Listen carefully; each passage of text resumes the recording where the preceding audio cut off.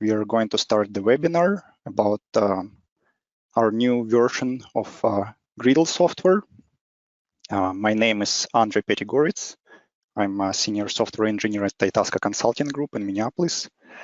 And currently I'm Griddle project manager. And in this webinar, we're gonna cover what is new in the latest version of Griddle, Griddle version 2.0, which was released relatively recently, about months ago, full release happened. And I would like to thank you, first of all, to join to this webinar, and hopefully you will find it interesting and useful. All right, if you have any questions during the webinar, I would like you to type them in the question box in GoToWebinar window. That's to not interrupt the flow of the webinar, and I will respond to all the questions after the main presentation. I think that's probably the main item I would like to mention before the presentation itself. And with this, I would like to start the main presentation. So this is a general outline for today's presentation, in which we're going to cover general information about what is Griddle and Rhino. Then we're going to talk about general improvements in Griddle, specifically about improvements in structured meshing tools and unstructured meshing tools.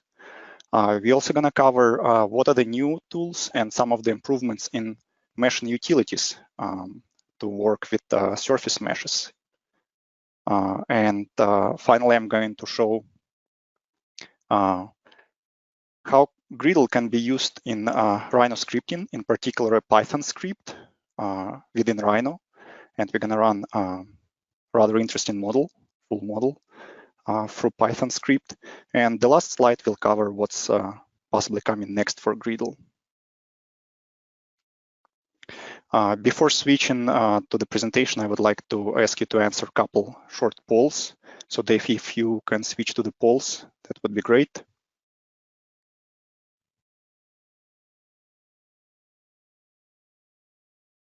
The second poll asks you if you already have been using Griddle version 1.0 or version 2.0, or you're not familiar with Griddle or Rhino at all. All this information helps us improve Griddle design and overall figure out what features to include in Griddle to target the major needs of the engineers and scientists who use Griddle. All right, roughly half of the people are not quite familiar with either Griddle or Rhino. So in this presentation, I will provide a brief information about what Griddle and Rhino are. And of course, more information you can get through our website on itascacg.com, and also Rhino website, which is rhino3d.com. So let me go to the next slide. And this slide actually covers information about what Griddle and Rhino are. Let me first say that Griddle is a general purpose meshing plugin for Rhino CAD system. And when I say general purpose, that means that Griddle is not specifically designed to handle rather targeted geometries, like let's say tunnel design or dam design or something else. It is a general meshing tool. Essentially, if users provide a valid geometry, from whatever field it may be coming from, let's say biomedical or even car industry or mining or civil engineering, if the geometry is valid, Griddle will be able to create a volume mesh for it. So a few words about Rhino or Rhinoceros. So as I mentioned, Rhinoceros is a CAD system. It's a free-form surface modeler. It is used for computer-assisted design and manufacturing in various fields such as architecture, industrial design, engineering, graphics design, and even in animation and film industry.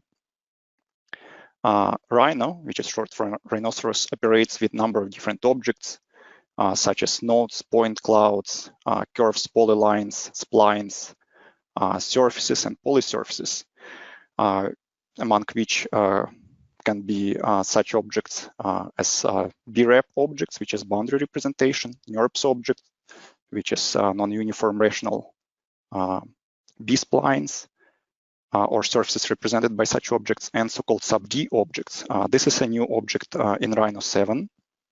And essentially, you can think about it as higher level, higher order spline representation of surfaces.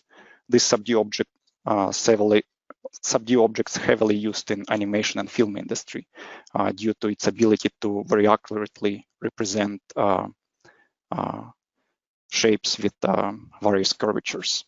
For us, objects represented by boundary representation are the most important, as a number of meshing tools work on such objects. And Rhino works also with surface meshes. So essentially, Griddle will operate on BREP objects and surface meshes, but it can also be used for other objects if initial meshes can be created on them. So a few general words about Griddle. Griddle is a general purpose meshing plugin for Rhino, as I mentioned. And Griddle essentially utilizes and extends Rhino capabilities related to meshing. Of course, Rhino has embedded meshing capabilities, but I would say they're not very powerful. And Griddle brings a lot of new features and tools into Rhino to work with meshes and create volume meshes out of models. Griddle version 2.0 is compatible only with Rhino 6 and Rhino 7, not Rhino 5. While previous version of Griddle would be compatible with all of them, but I would highly recommend to switch to Griddle 2.0 if you have chance. Griddle consists of several different tools grouped. As you can see here, this is Griddle toolbar when you install it within Rhino. It consists of groups of tools. The first group, it's essentially one tool for structured meshing, then several tools for unstructured surface and volume meshing. And these are different utilities that can be rather helpful when working with surface meshes. And the last item, it's actually help information about Griddle, and I'll show on an example how it works.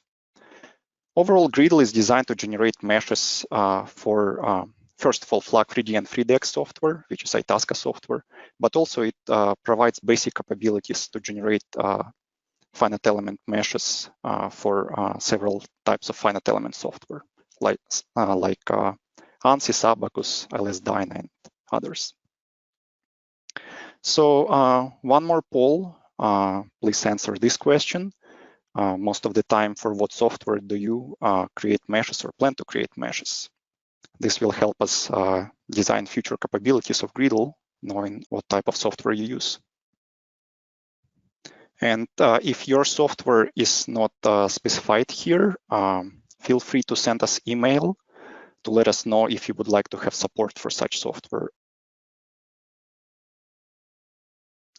All right, well, let's proceed with the presentation. Thank you for your responses. So, general improvements in Griddle. So first of all, for those people who worked with Griddle 1.0, you probably remember how I cannot say difficult, but maybe cumbersome was to install Griddle. Initial first version of Griddle was, I would say, somewhat experimental, and the main attention was given to meshing capabilities rather than to usability capabilities such as installer or updating capabilities. So with this version, we significantly improved the installer. Now the process is very simple. Basically, you just download the installer. As long as you have Rhino 6 or Rhino 7 installed on your machine, you can just click on Griddle installer, and within few moments, it will install on the system and fully integrate within Rhino system and Rhino 6 or Rhino 7, or both, if you have both installed. So the process is very simple. Also, Griddle automatically will remove all previous versions of Griddle 1.0 from the system.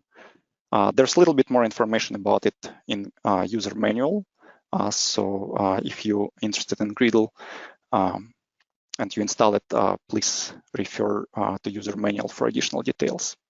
We also implemented additional automatic check for updates. And because of new installer, you can easily update Griddle. You just install new version of Griddle. So if an update for Griddle is available, shortly after you close Rhino, you will see a pop-up window that will notify you that an update is available. It will look like this. You just click on this link, follow, which will open Griddle update page in your default browser. You just download the new version of Griddle and install it, and you will get new version. So with this, of course, we're planning to periodically release updates to make improvements, provide new features, which was not possible for previous version of Griddle. And now it works similar to all other Itasca software. So we also revised and improved embedded documentation within Rhino help pane. You will see this later on some examples. We improved consistency in output file naming and better project management. We improved consistency in security logic. If you remember, for those users of Griddle 1.0, you may remember that Block Ranger had somewhat different security options than the rest of the plugins. Now it's all uniform security logic, and Griddle now accepts only Griddle license, no other licenses.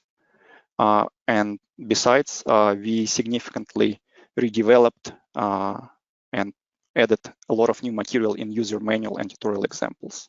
And here I would like to briefly show how they look like. So if you open Windows Start menu and just navigate to Itasca Griddle 2.0, you will have these options here. You may open Griddle manual or tutorial examples or tutorial files. It basically just will open a folder where all the tutorial files are.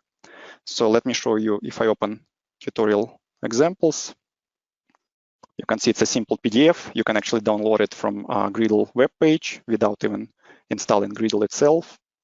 And this there are a lot of useful examples. For example, let me just show the last one, which is rather realistic model of large open pit mine with multiple intersecting faults. So you start with some rough draft model, and there are instructions, step-by-step instructions how to work with it. And at the end, you will end up with FLAG 3D model containing, I actually don't remember, but something in the range of maybe 100,000 or a few 100,000 zones with intersecting faults, so with which you can continue working. So feel free to explore user manual and tutorial examples. And let me switch to the next slide. So a bit more detailed information about improvements in structured meshing. As I mentioned, Griddle contains really only one tool for structured meshing, which is Block Ranger, even though it's a rather powerful tool, but it operates on slightly different principles than all other Griddle tools.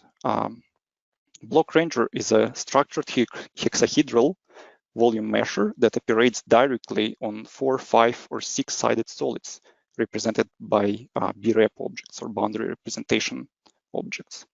Essentially, this could be tetrahedrons, objects topologically equivalent to tetrahedrons, prisms, or pyramids, and hexahedrons. And Block Ranger directly creates volume meshes by discretizing such solids. So what was improved in Block Ranger, it's the following things. Now Block Ranger is able to handle concave solids. Here's an example. Previously, Block Ranger within Griddle 1.0 would fail meshing such geometry. Overall meshing engine is a bit more robust. If let's say you supply the geometry that has internal connectivity issues, which may not be directly visible to user, the mesher will try to fix it before proceeding with meshing. Block Ranger also has an option to create boundary surface meshes from solids volume meshes, like you can see here.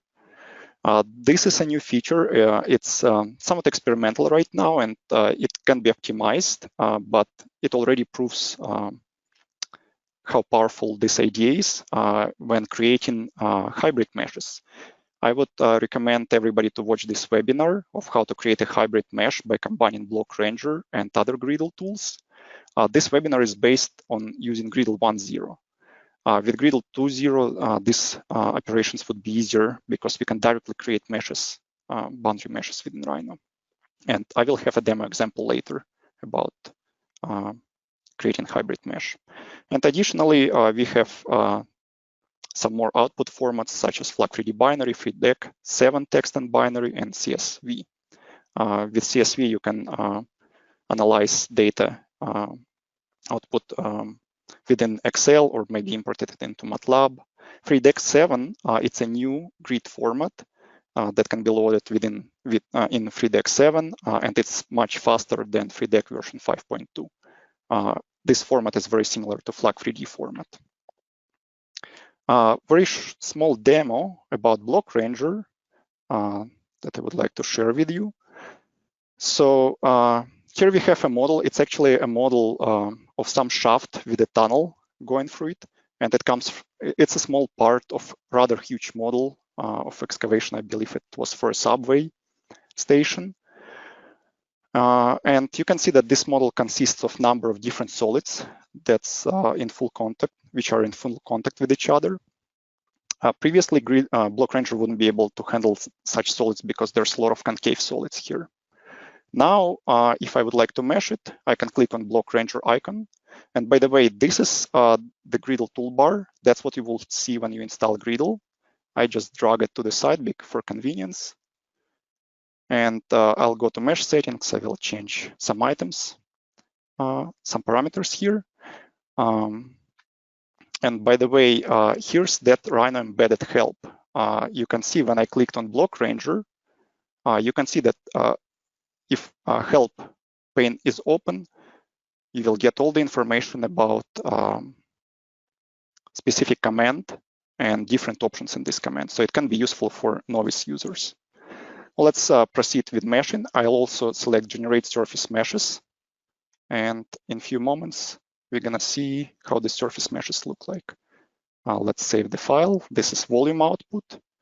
Let me select polysurfaces and delete them.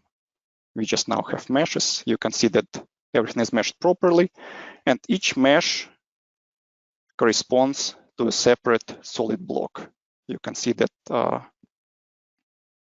these meshes essentially represent what's on the boundary of volume mesh. So this is an example of Block Ranger, and later we will have one more example of creating hybrid mesh where Block Ranger will be used with unstructured volume measure. So let's switch back to the presentation. And now let's talk about improvements in unstructured meshing tools. As I mentioned, there are 3 different unstructured meshing tools, which are Surface Mesh Intersector, gint, Unstructured Surface Mesh Remesher, gsurf, and Unstructured Hex Dominant or Hexahedral Dominant Volume Measure. They are grouped here in this box, I would say, within the Griddle toolbar. And these tools are typically used in such workflow to create volume meshes. So essentially, when people start with Rhino surfaces, solids, or initial Rhino meshes, these meshes need to be remeshed, need to be intersected to make them conformal. Conformal means that all neighboring faces fully share nodes and edges. There's no so-called attach. There would be no so-called attach conditions. Then when meshes are made conformal, they can be remeshed to achieve desired mesh parameters such as density, element quality, and so on.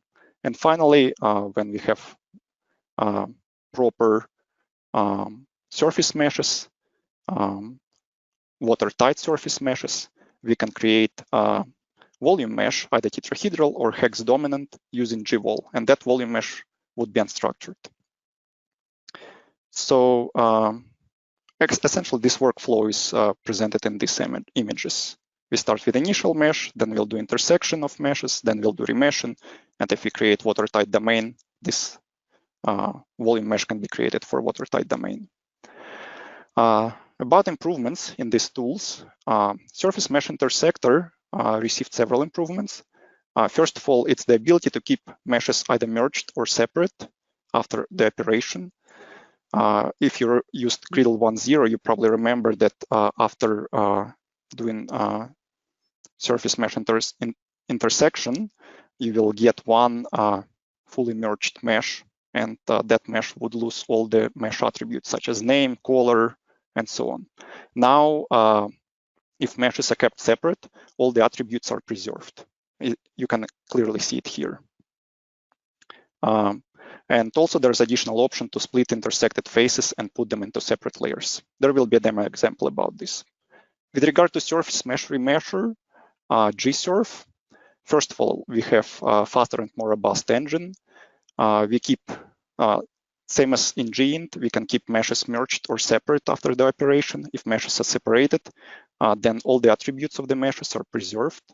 There are more meshing controls, such as gradation of element size along the mesh, weight on quadrilaterals, shape quality optimization, and you can read about these parameters in the help, embedded help, or in the manual.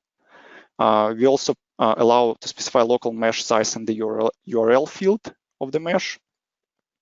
URL field initially, of course, is used for different purposes, but we utilize it to specify mesh size for simplicity. And this is done to preserve mesh names. And finally, there's improvements in the logic for hard edges and nodes and local mesh size. All right, another little demo about Geint, Surface Mesh Intersector. Here you can see number of meshes. They have been obtained from a rather large model. Let me show you this model. This is a model of open pit mine with number of intersecting faults, and there's a discrete fracture network between a couple of the faults. The model is very huge. There's actually more than 800 meshes here, and I don't even show the domain in general. And number of planar faces or surface faces is close to 2 million in this particular model. So, but this is a real model which was analyzed by Itasca engineers and was successful. The results were successfully obtained. But let's first look at this piece of the model. So we have piece of DFN and two faults, and the idea is to decouple this DFN from the faults to prevent the interaction between these meshes. It's actually not obvious how to do this, but Griddle provides several tools how to do this, and I'll show you just one of the ways how to do this. So let's first try to intersect these faults and DFN using some tolerance. Please note that in advanced parameters now we have output mesh either separated or merged. Merged would correspond to how Griddle 1.0 worked. We will keep it in separated, and we will split intersected faces, which will put them in separate layers. So let's intersect them. And you see that all the intersected faces have been put in sub-layers of each of the layers, like DFN set. And let's select these objects. You can clearly see that with this intersection tolerance, just few faces were intersected. And this is not enough to make all the meshes conformal or even to separate the faces. So let's undo this operation and try to use much larger tolerance to for sure intersect everything and separate intersected faces. What we get now is that not only proper faces were intersected, but some faces within the meshes itself were intersected, which is undesired. So for this particular model, it's actually rather challenging to find proper tolerance, intersection tolerance. So there's another way how to approach this situation. So I undid the whole operation again. And what I'm gonna do now, I'm gonna slightly extend DFN meshes. So they for sure, you can see they already slightly protrude or intersect the faults, but not completely. So I'm going to extend the DFN meshes so they for sure intersect the fault meshes. I will describe later in more details how this works, but for now, just follow me on this. So you see now all the meshes, all the DFN meshes protrude through the faults. I can remesh the internal meshes, the DFN meshes.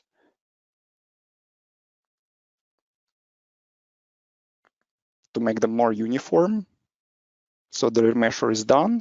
And now I can intersect everything using even zero tolerance. And now you can see that all the faces that I wanted to be intersected and separated are there, and I can just easily delete them. Now all the DFN, as you can see, there's a gap between DFN and faults. Now all the DFN meshes are separated, and they not going to interact with the faults when volume mesh is created. So this is one example showing how geoint works. The next example, brief example, is about gsurf. Here we have some topographic surface, and let's say we would like to piece of topographic surface. It comes from another big model, real engineering model, and let's say we would like to remesh everything with specific parameters. We would like to have central mesh very fine, while other meshes rather coarse. So if we use standard parameters for gsurf, we would specify some some limits for edge length of elements. The result would look like this. Now we would like to refine this central part. So this can be done in specifying local mesh size. And let me show you how that can be easily done without losing the name of the model. Let's say the name of the mesh. The name of the middle mesh is middle. And I would specify here element size, desired element size. And let's say I would like to specify 0.2. It's in meters, and please refer to the Griddle manual to understand how element size is measured. And for the bottom mesh, I will specify slightly larger element size. Now, if I remesh everything again, you can see central mesh is much finer. All meshes are conformal.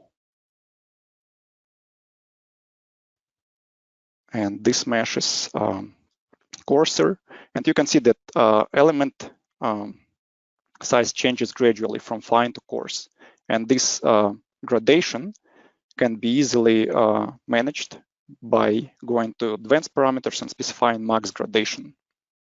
So if you want, you can even download demo version of Griddle and play with this parameter, even though there are some limitations, but you would be able to get the idea. All right, that's all for this example. And let me switch to the next slide. So in unstructured volume measure GVol, we implemented faster and more robust engine. We got more meshing controls similar to surface remesher gsurf. Also, we implemented automatic check for surface mesh problems before volume meshing. You would see a pop-up message notifying you if there's any naked edges, which can be indication of holes, or clashing faces, which can be indication of non-conformal faces or overlapping faces. So if you have very complex model, it will give you an idea that there might be potential problems in the model before volume meshing. There are also several new output formats: 3DEX7 rigid or deformable, and text and binary formats, and CSV. So a couple of words about rigid and deformable formats for 3DEX7, which are new formats.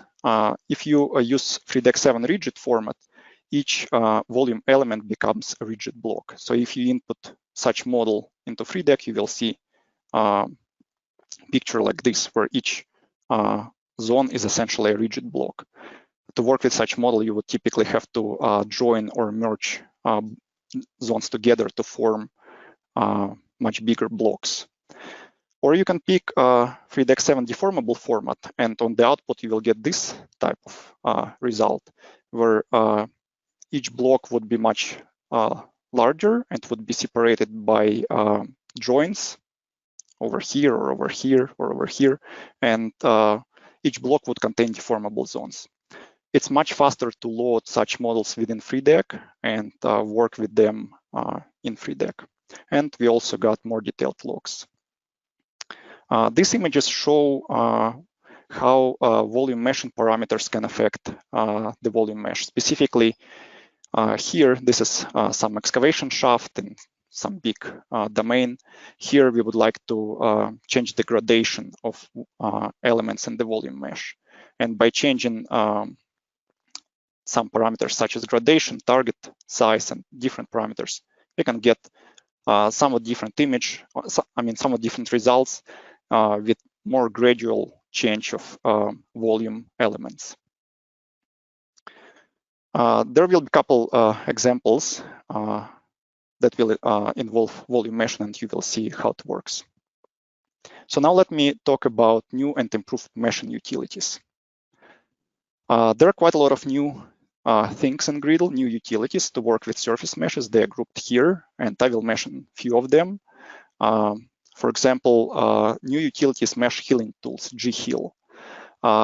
When Itasca engineers worked on real projects, they often see that the data that we received from other engineers or field data are often very imperfect, containing a lot of problems. And it takes a lot of time to really clean the model and prepare it for meshing or remeshing. And G-Heal can assist with that. It can automatically fix a number of issues. Another tool that we have, it's mesh extraction tool. It received many more sub-options. Previously, it had only single surface extraction. Now we can extract all surfaces, which is equivalent somewhat to exploding meshes. We can extract boundary faces, non-manifold faces, and surfaces within solids, like shown here. There's also a new tool, mesh extension tools. There are three options here. You can see that you can extend boundary or a piece of boundary along tangential direction of the boundary or faces attached to the boundary. And new tool is another new tool. It's mesh extrusion, which you can use to quickly create watertight domains for modeling. And the last two tools, non-manifold extract and colorize objects, are the same as in Griddle 1.0. So now there are several demo examples I would like to show, and first we will start with meshing utilities demo. So here's first example.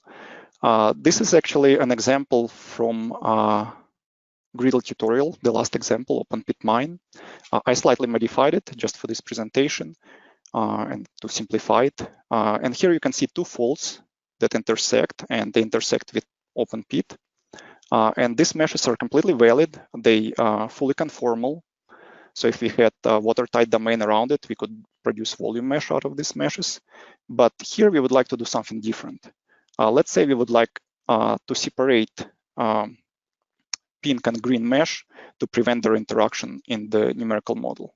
So we can simply do that by extracting the boundary faces of the pink mesh. You see, when I extracted boundary faces, they got highlighted in different color. I can select them and can simply delete them. And there's a gap now between two meshes. So this is one way to do it. Let me undo it and show another way.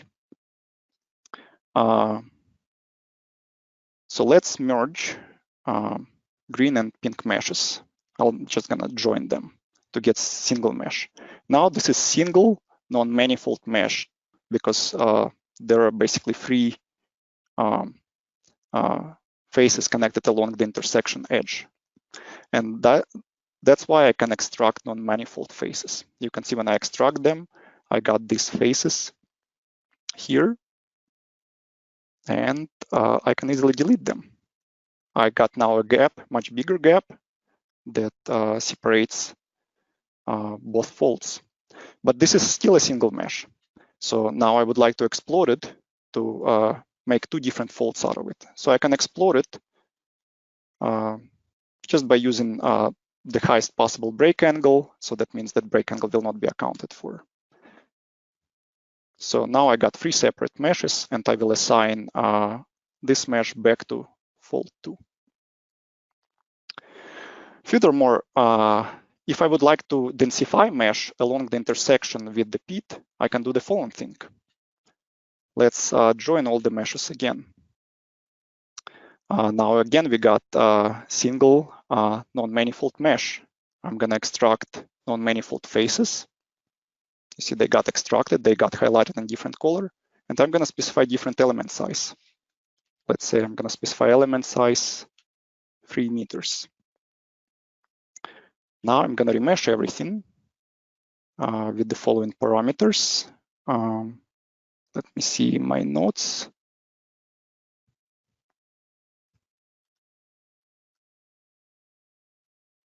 I will specify higher gradation, and I will keep meshes merged.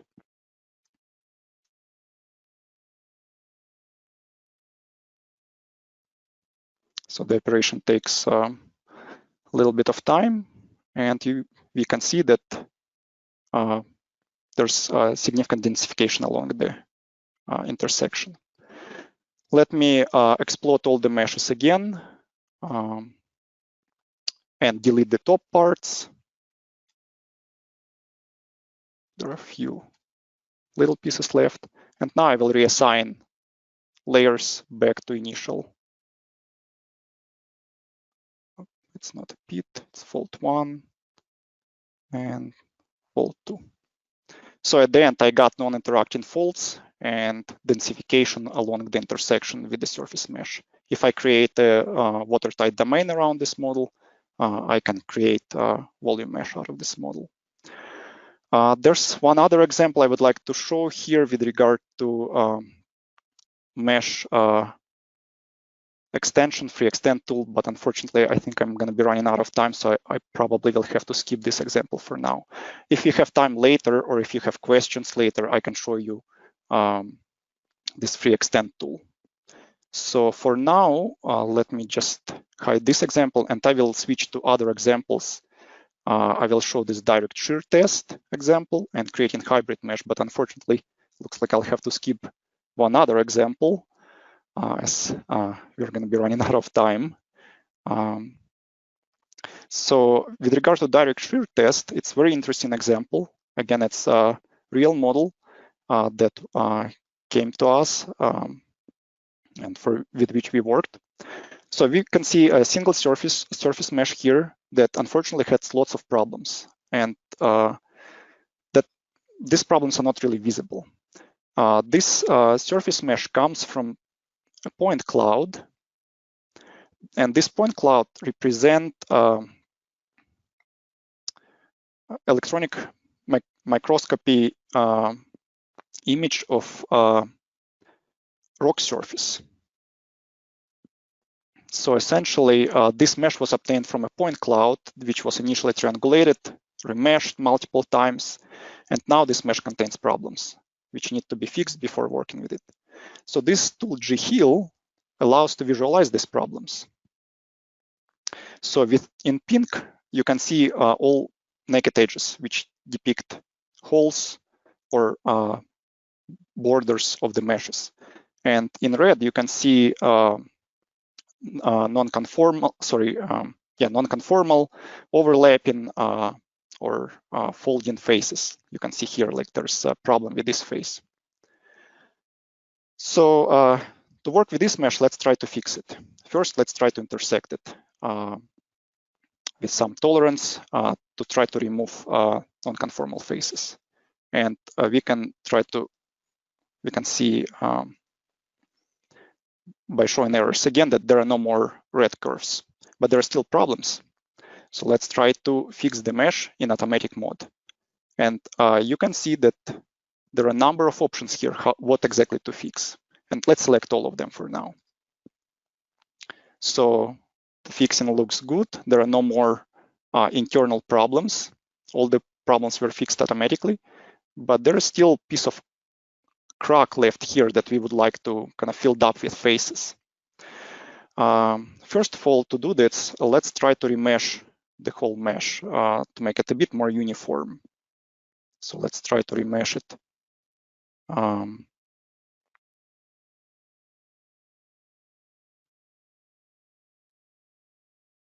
With these parameters. Oh, sorry, I mistyped it right here.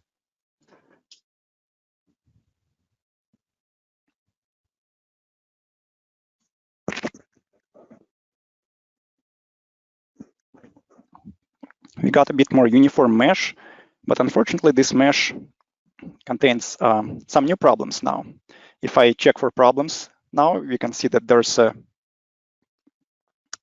some extra face that appeared here, and there's something happening over here. So let me zoom to this area. You can see that this area, it's actually a ridge. And the face is on the other side of this ridge. It's this extra face that's not connected to anything. And there's also this extra little volume here. So let me actually remove this first, this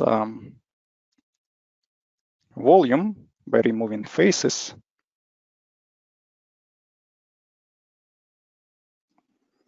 And now let's try to fix this mesh again using G-Heal. I'm gonna use automatic heal, but this time I'm not gonna select all options. I'm gonna select only those options that are needed, which is mend cracks and remove protrusions. When I fix it, we can see that this mesh is good now. So I can hide these layers, these two layers that showing errors, and I can create a solid domain out of, or watertight domain out of it. So first of all, I created two planes to which I'm gonna extrude this mesh.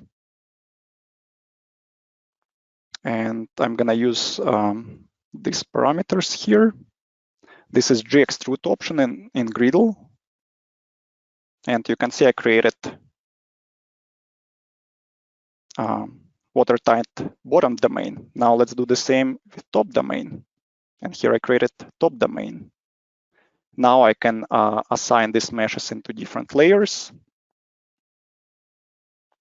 Let's say this is gonna be our top mesh, top box, and bottom box. So we got full model in less than 5 minutes. And if we hide one of these domains, we can see that there's in between it's our surface. Now we can easily create free deck model by volume meshing. Let's select free deck 7 and deformable format. So we get only 2 blocks here. And we're gonna save it. The process is rather quick, as you can see. And now if we load this model into Griddle, into free deck, loading it is rather quick as well. And here's our free deck model with the joint inside that depicts our surface. So this is example about G-Heal. And I'm gonna show quickly this creating hybrid mesh example, and we'll finish with one other example about DFN. So let me show you the hybrid example. Again, this is example from the manual, from Griddle tutorials. And I'll show you how to quickly create hybrid mesh for this example. Here we have a tunnel split into stages, excavation stages. We have topographic surface and some kind of fault here. So let's first work with the tunnel. We need to create structured mesh for the tunnel. So let's use Block Ranger. We'll use standard settings, but we will create surface mesh. It takes maybe about 30 seconds for this particular model to create volume mesh and surface mesh. And I will save volume mesh in FLAC3D format. So surface mesh creation is a little bit slow because it has to be created separately for each of these solids. But we're gonna get there soon. So now we're saving the volume mesh, and here's surface mesh. So let's now select the surface mesh and put it into separate layer. Let's call it tunnel mesh.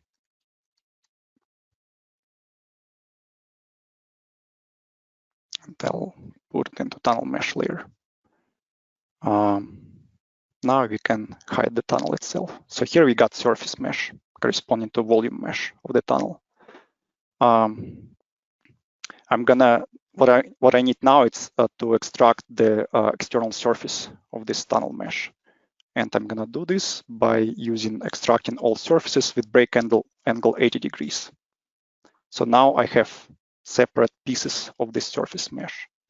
And I'm gonna select all the internal pieces and delete them with a select small command. You can see that I selected only the internal pieces. And now we got the mesh. I'm gonna join it. We got single. I'm gonna change the color, and we got this single mesh now. And I'm gonna switch to shaded view. Also, I'm gonna fix the normals just for better look. Okay, here we got our mesh. That's what we're gonna work with. And I will need to create a copy of this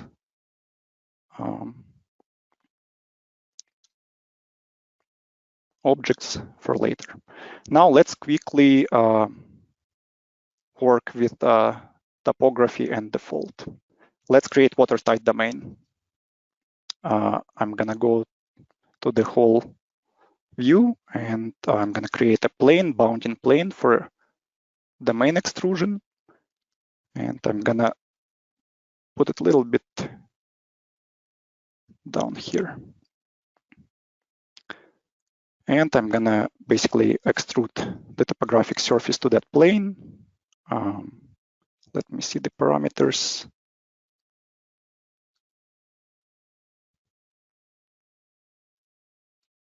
And here's our domain. And now we can see that basically fault is partially intersecting this domain. The tunnel is intersecting, but we need to extend the fault for full intersection. So what we're gonna do, we're gonna extend all boundaries by 10 meters, and the fault now is fully intersecting the domain. Now we can intersect the whole model using intersector, volume, surface mesh intersector. And we can remove external parts.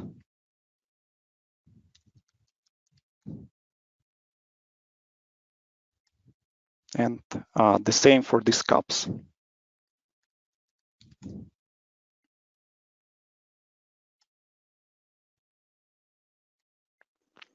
Now I'm also going to remove this version of the tunnel, as we need to remesh only the domain and the fault. And we got basically two holes.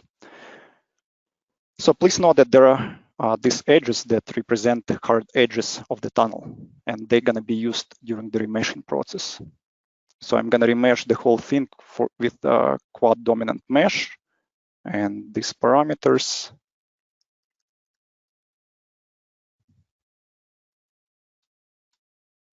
Remeshing is very fast. Now I can remove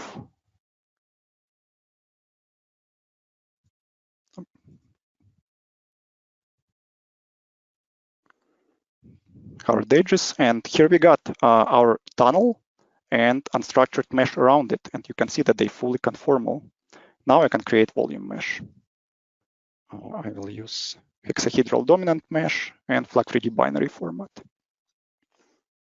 Meshing takes probably 20 seconds, 15 seconds.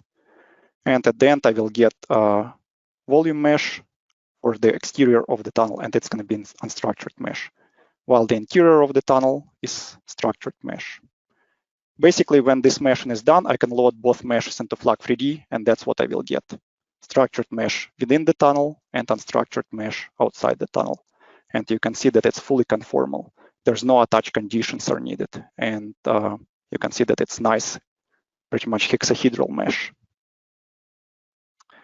All right, I'm kind of running a little bit out of time. I'm gonna switch to the last example and briefly show it, and we'll finish with the presentation. So the last example is about using Griddle in scripting and development in general. So Rhino offers extensive developing tools for creating scripts and plugins. Among them are Grasshopper, which is visual programming language, Rhino script, which is based on VB script, Visual Basic, Rhino Python based on Iron Python, and 2 lower-level languages or SDKs that are, one of them is C# SDK, which is based on .NET framework, and C++ SDK. Griddle commands can be called from any of these programming languages and development environments. And I'm briefly going to show you a Python script that was written to create a discrete fracture network. So here we have a tunnel. This example is going to take probably a couple of minutes only. Here we have a tunnel, and we'll create a DFN around it and a domain automatically within Python script. So this Python script is over here. It's rather simple script, even though it may seem a little bit hard, but for novice user. But essentially, the whole script, the main portion of the script is here. All other functions, all these functions are to prepare the model to create DFN, essentially disks. But this part of the script calls Griddle commands. You can see here that it calls gsurf, gint, then gsurf again, then it calls gextract, and finally gwall. Even though DFN is typically created or often created for FreeDEC, this time I created it for FLAG3D just because it's easier to, or it's faster to load larger files within FLAG3D. So let me run this script and you'll see what's happening. And by the way, this can be done in the loop, so I can create tons of different variations of DFN. For now, I'm just going to run single example. So let me run it and you will see. You can see that Rhino automatically creates all the disks or planes, automatically meshes everything, remeshes, and in about 20 seconds, it will complete with volume meshing. So while it's doing this, let me, now it's extracting meshes within the tunnel, and it will remove them. And it's now doing volume meshing automatically. And we're done. So if we look at what happened here, I'll switch to shaded view. The script automatically created these 2 domains. Within the internal domain, it's DFN. External domain is kind of empty, but they fully connected. Let me delete these external domains. And you can see how DFN looks like. That's how DFN looks like. It's created randomly within, there's actually 3 predominant deep and strike angles in which this DFN is created, but each plane is created randomly according to Gaussian distribution that was programmed within the script. So now if I load this in FLAG3D, you can see the progress bar here. It's going to be pretty fast. So this model contains around 130,000 zones, and that's my DFN. You can see how it looks inside. All the meshes are fully conformal. There's no attach conditions. This is tetrahedral mesh, but of course you can create hex dominant mesh if needed, even though for FreeDEC, it has to be a tetrahedral mesh.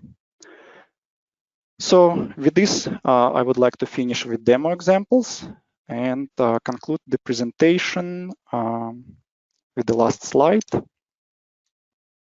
What's coming next in Griddle? First of all, we will probably be working on web licensing, and we'll try to deliver it with one of the updates, future updates. Then for the next version of Griddle, we may consider developing new functionalities involving related to boundary, background, and anisotropic meshing. We will probably consider functionality to mesh closed volumes individually within Rhino, not the whole model at once. We will try to improve visualization or create new tools to visualize volume meshes or some specific elements or groups of elements within Rhino, let's say bed elements. So you can quickly analyze the resulting volume mesh. We will consider working on improvements in grouping logic. We will try to do tighter integration between structured and unstructured meshing, maybe creating new tools such as gheal, gextract, and so on. providing more capabilities for finite element output. As I mentioned right now, it's rather basic, but we definitely will try to do more improvements in the output. And finally, we will do more optimization and multi-threading. So with this, I would like to finish the presentation. Hopefully it wasn't too much information, but hopefully it was rather useful for you. A recording of this webinar will be available shortly. And if you had any questions, we will try to answer them now. You can also type them in the question box. And I will try to answer them. So thank you for your attention. Hi, Andre. So far we have one question, and the question is, what is the difference between structured and unstructured meshes? Structured mesh essentially is a mesh that follows regular topology or regular geometry. That means that you can even map structured mesh into IJ space and basically find elements by index I, index J. Unstructured mesh doesn't follow any specific topology. Elements essentially, if you try to map it to some regular space, IJ space, let's say, they would be located at random positions. So block ranger, it's our structured measure, and gwall, it's unstructured measure. And you have a choice which one to use depending on the input geometry. However, block ranger operates not on meshes, but rather on solids, while gwall operates on surface meshes. So that's where the difference is. And if you have more questions, of course, you can send us email, or please refer to Griddle website and also Griddle manual, which you can download directly from the website, even without installing Griddle itself. You can download it from here, Griddle manual. It's just a PDF. And there's a bit more explanation of what's the difference and even some examples. So hopefully that answers your question. Okay, great. Thank you. So we have some feedback. I've been working with Griddle for a while now, and would be happy to get some feedback. Is there a feature in Block Ranger that is similar to size ratio of FLAC3D?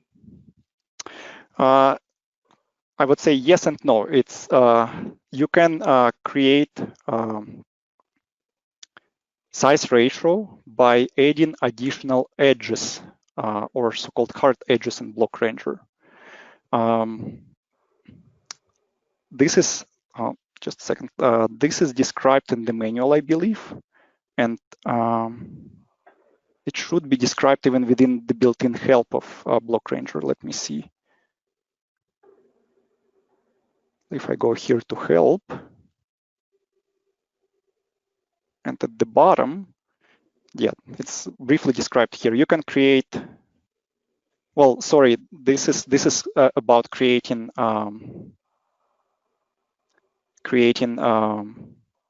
local size. It's not the ratio. Sorry, I was wrong. So probably right now there is no size ratio. You can create. You can change local size of the block during discretization, but not create a gradation in Block Ranger. So this is something we probably should work on. I guess this rarely came up to attention, and thank you for bringing it up. We'll try to work on it and maybe even provide an update for Block Ranger with this feature. Okay, and the same person had a suggestion. Another useful feature would be automatic rounding of sharp corners. So I would like to ask here, rounding of sharp corners of surface meshes or polysurfaces, because this would be two different things. And I would say actually Rhino now, Rhino 7 provides tools to rounding sharp corners of polysurfaces through using sub-D objects, which can be meshed later. Where they just specified automatic rounding of sharp corner functions that split the solid into corresponding volumes. Could you say it again, please? Another useful feature would be automatic rounding of sharp corner function that splits the solids into corresponding volumes.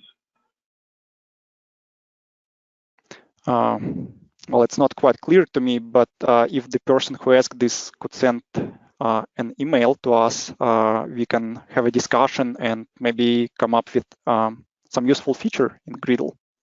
So good. We have that the person log, so we can get back to them on that. All right, sounds good. Here's my email. You can send directly to me, or you can send it to Griddle support at griddle@itascacg.com. All right, anything more? Any other questions? Anisotropic meshing becomes very important in many cases. It would be good to see it added to Griddle. A question of gradation: can volume structured meshes do gradation? First of all, with regard to anisotropic meshes, it's in our plan. We at least going to do it initially for surface meshes, unstructured surface meshes. Structured meshing with Block Ranger kind of already has this by specifying local mesh size, as I showed. Let me see. Within this help system, essentially by specifying local mesh size along specific edge, it can create an anisotropic mesh, to a certain degree, an anisotropic mesh. And there was a second part of the question. Sorry, I already forgot it. It was gradation. Can volume structured meshes do gradation? Yeah, so Block Ranger right now doesn't have gradation. That's what I kind of answered earlier. You can specify local mesh size to, let's say, densify mesh along this edge or in this direction, essentially, this discretization direction, which will make it anisotropic, but it would be uniform gradation. So this is something we will need to work on. Okay. Next question. Are there improvements for deposit geometries to analyze dynamically? I remember that meshes built with Griddle version 1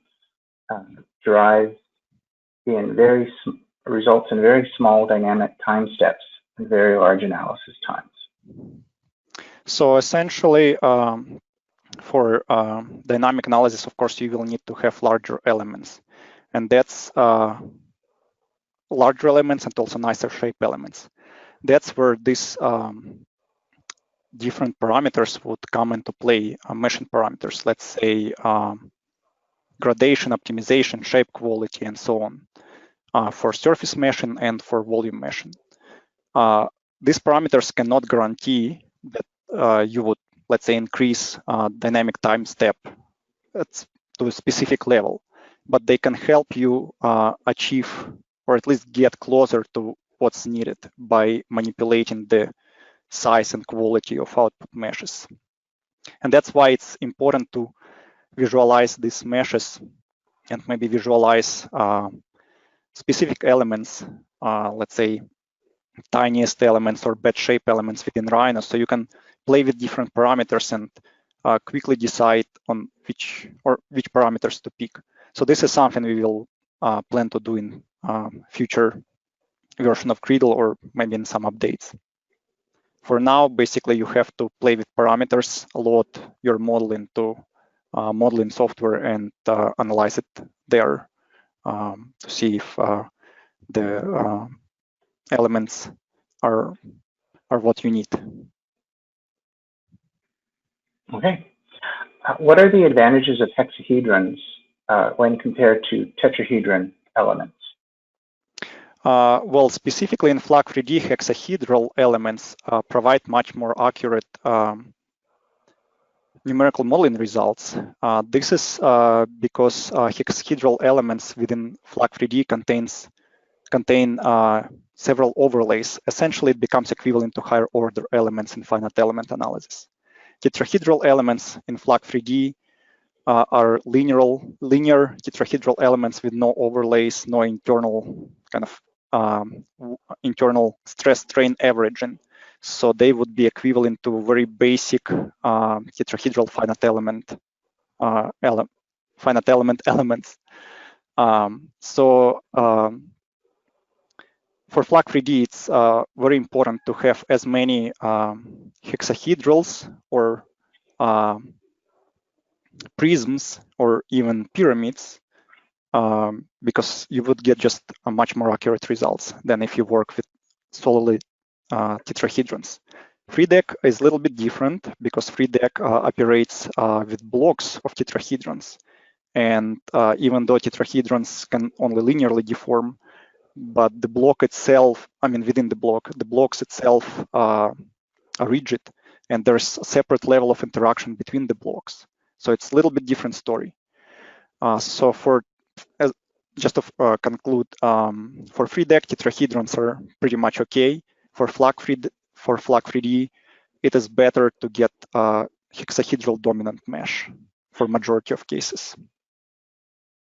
Even though I would like to mention that in FLAG3D, there is an option to split tetrahedrons into, I believe it would be 4 hexahedrals. I believe it's a zone split command, and you will get denser mesh, but it's going to be pure hexahedral mesh. That's what a lot of people use. They initially create purely tetrahedral mesh, load it into FLAG3D, and then split every tetrahedral element into 4 hexahedrons, just to get much more accurate results. And for finite element, again, as I mentioned, we have rather basic capabilities for finite element. Griddle outputs all linear elements. Depending on the type of element, you may get different effects of finite element modeling. A person is asking if it's possible to do the example of the structured and unstructured meshes in Rhino 6. Essentially, this example is outlined in Griddle tutorial examples, and Griddle tutorial examples contains an example of hybrid mesh. So you can just download the tutorial. There's an example creating a mixed structured and unstructured mesh. And it's essentially the example that I showed. It just goes step by step, starting from this geometry. It's a little bit rougher geometry. I mean, initially rougher geometry, and it shows step by step how to create everything. At the end, you will end up with pretty much the same result as I showed. There's also an example that I skipped right now on meshing a model with analytical surfaces, where the model is defined by these analytical surfaces, and it describes what kind of problems you would have if you try to mesh it directly, kind of more or less brute force approach, mesh it, and then try to create volume mesh, and you will see that there would be a number of problems. So it shows an alternative way how to work with this type of analytical surfaces and create unstructured mesh for them. At the end, you would end up with something like this. Okay, great. There's a question. So yes, there will be a recorded version of the webinar available to see on YouTube and through our website.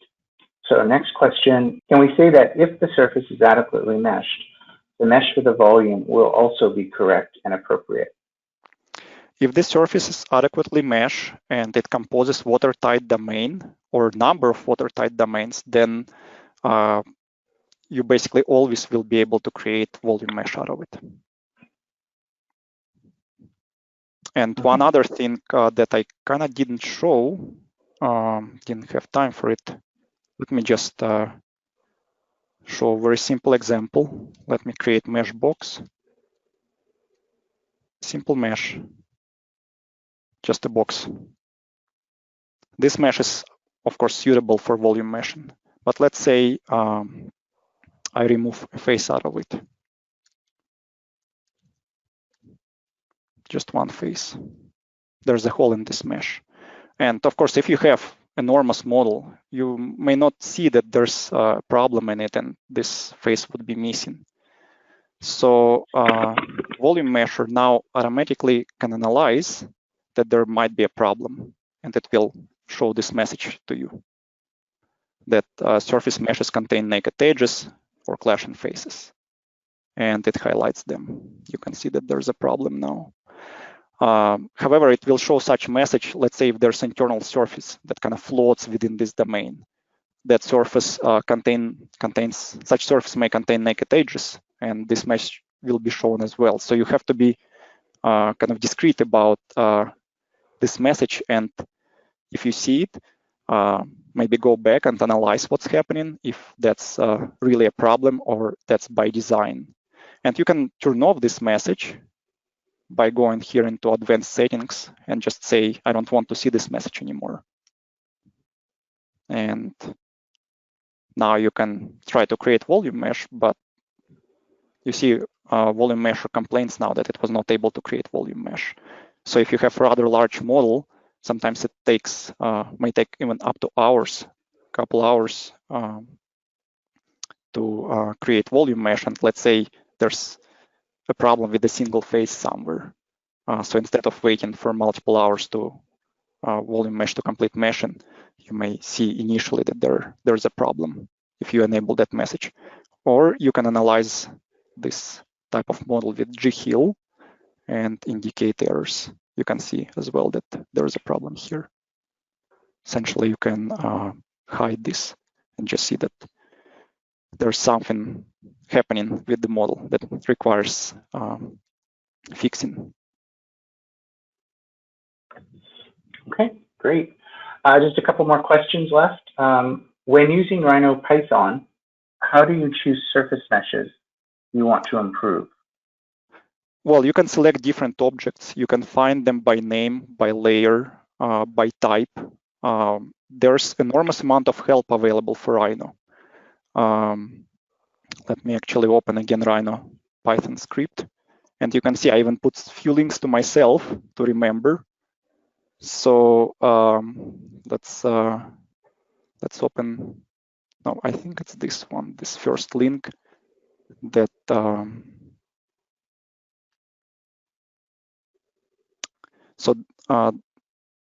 this is a description of Rhino Python, what it is. And yeah, this is the page, Rhino Python page. You can read a lot of stuff about how to use Python within Rhino. There's a number of examples here, how to work with different geometries, how to call different commands. You can, as I mentioned in my presentation, you can even call over here lower level commands, such as those commands that implemented specifically in C# SDK can be invoked from Rhino Python. So you can really create rather complex models using Python. You can completely automate your process using any of these tools. Actually, here's an example of a well bore with perforations that was automatically created by well, it wasn't Python script, it was C++ code. But it just started from a set of numerical parameters that specify, for example, well bore diameter, perforations diameter, location of different faults, and so on. Initially, there was no model or anything, just few numerical parameters. And the code automatically created this type of model and meshed it and produced volume mesh. So I would really recommend you to look into Rhino website, specifically this one, Rhino Python. If you need more information, please send us email, and I will be happy to share all this information with you and even provide maybe a few tips of how to use Griddle commands within different scripts. And also there's a lot of information on GitHub, a lot of different scripts, Python, C++, C#, Rhino script, Grasshopper scripts. So essentially, you can just copy a number of routines and functions. Actually, these 3 functions here I directly copied from GitHub. They just select objects in different layers or find objects in layers. They trim objects, create Rhino mesh. So this is, I only wrote like this, well, technically these 5 functions, which is probably like 150 lines of code. So hopefully this answers your question. Okay. Next question. There's just a couple left. I am not too familiar with Rhino, but does the 3D model have to be solid, 3D mesh, 3D surface, or 3D poly prior to meshing using Griddle? So as I mentioned, there are 2 types of volume measures. Block Ranger operates on analytical solids. It's essentially polysurfaces combined together. So structured volume measure, Block Ranger requires analytical surfaces or polysurfaces, and they have to be watertight. Unstructured volume measure, GVol operates on surface meshes. Essentially, surface meshes have to create a watertight domain, like you see here. It's let me undo this. You see, this is a watertight domain created out of essentially 6 perpendicular meshes. Its equivalent, analytical equivalent, would be a box, which is analytical equivalent. And if you click here, we can see this is, well, it's called closed extrusion, but essentially it's a polysurface. I can explode it in number of surfaces. And you can see these are just surfaces defined by boundary representation, essentially by the edges and curvatures between edges. Now, meshes are discrete representation of surfaces or polysurfaces. And Rhino doesn't even have option to explode meshes, but Griddle provides this option. I can explode them here. And you can see that this mesh essentially consists of, or this closed domain consists of 6 meshes. So Block Ranger would operate, let me undo everything just to get back.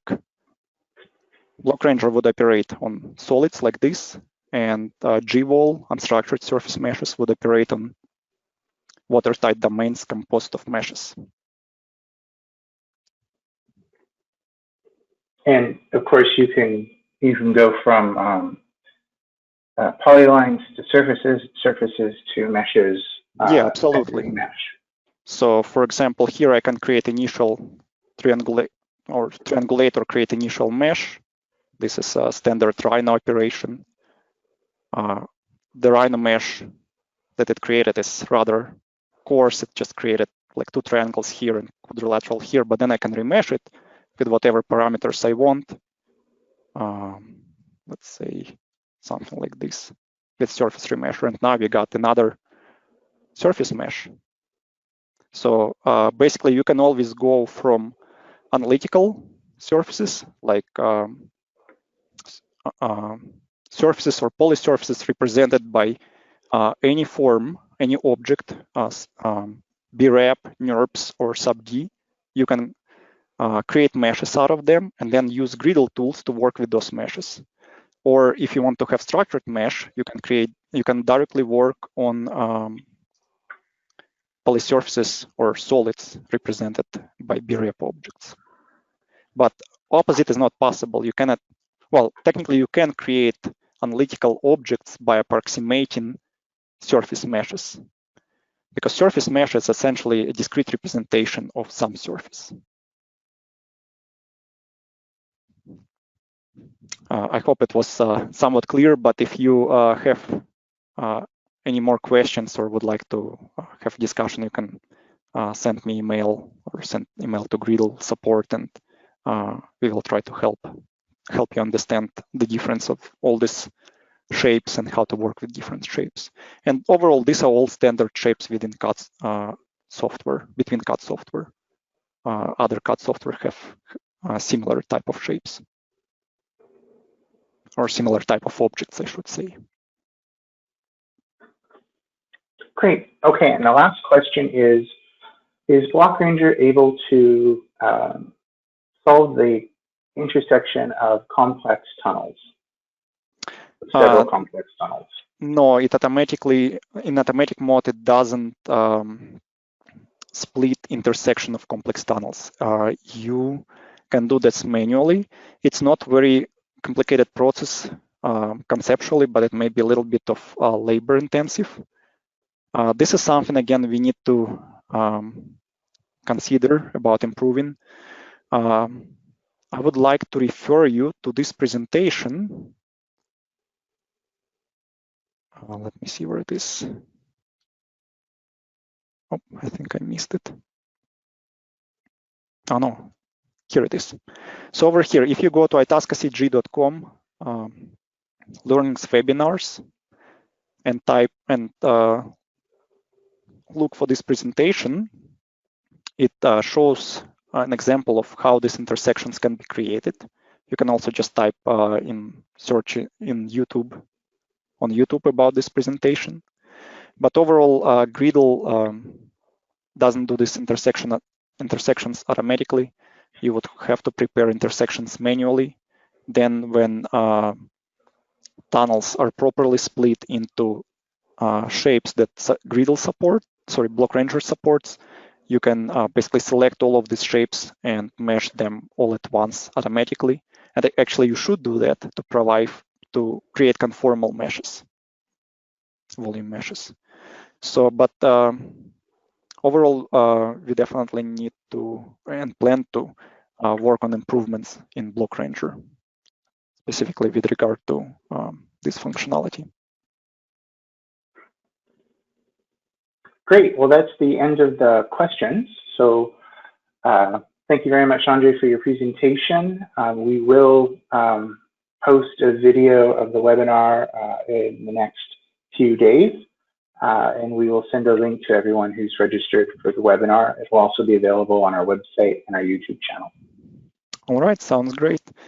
Well, thank you everyone again for attending. And as I mentioned before, if you have any further questions or suggestions about what improvements you would like to see in Griddle, feel free to send email again directly to me, and we will try to help as much as we're able to. Thank you for your attention, and hope that you will find using a new version of Griddle easy and productive for your work.